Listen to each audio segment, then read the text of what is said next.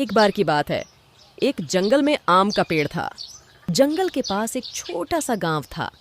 उसी गांव का एक राजू नाम का छोटा सा बच्चा जंगल में एक आम के पेड़ के पास आता और पेड़ के पास खेलता रहता था और आम के फल खाता और लुका छिपी खेलता और जब थक जाता थोड़ी देर आराम करता और सो जाता। राजू को पेड़ के पास खेलना अच्छा लगता तो पेड़ को भी अच्छा लगता था। अब राजू पेड़ के पास खेलने के लिए काफी दिन हो गए। पेड़ भी दुखी होने लगा। कुछ दिन बाद राजू पेड़ के पास आया। वह बहुत दुखी था। पेड़ ने कहा, चलो बेटा, मेरे पास खेलो। अब मैं बच्चा नहीं रहा जो तुम्हारे साथ खेलूं। मुझे अब पढ़ने के लिए स्कूल जाना है। पैसों की सख्त ज़रूरत है। क्या तुम मुझे पैसे दे सकते हो? माफ करना राजू बेटे, मैं पैसे तो नहीं दे सकता, लेकिन मेरे पास आम है। तुम मेरे आम तोड़ सकते हो और बाजार में जाकर आम बेचकर पैसे कमा सकते हो। राजू बहुत खुश हुआ और उसने कुछ आम तोड़कर बेचने के लिए बाजार में चला गया।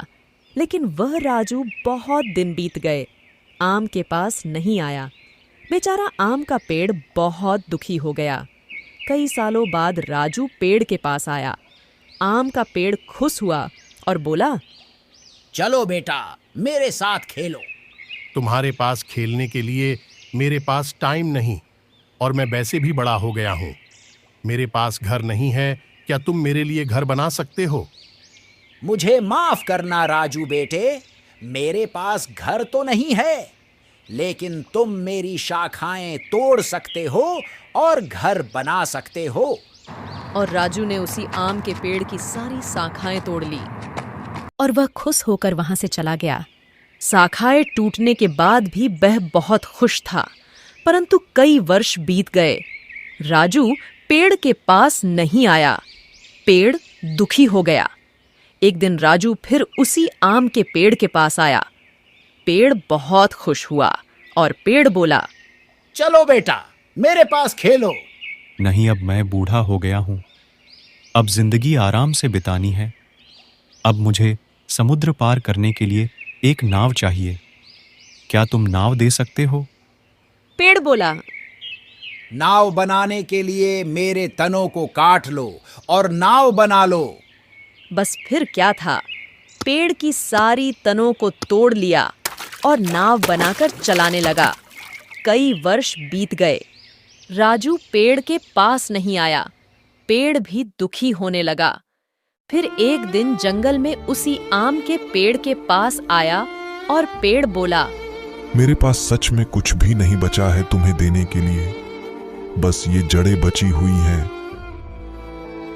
अब मुझे कुछ नहीं चाहिए, बस मैं आराम से बैठना चाहता हूँ। फिर तो ठीक है, आओ मेरी जड़ों पर बैठ जाओ, तुम्हें पूरा आराम मिलेगा। आओ।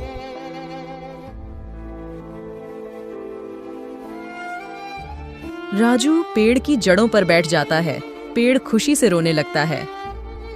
दोस्तों, ये कहानी हमारी दिल को छू जाती है।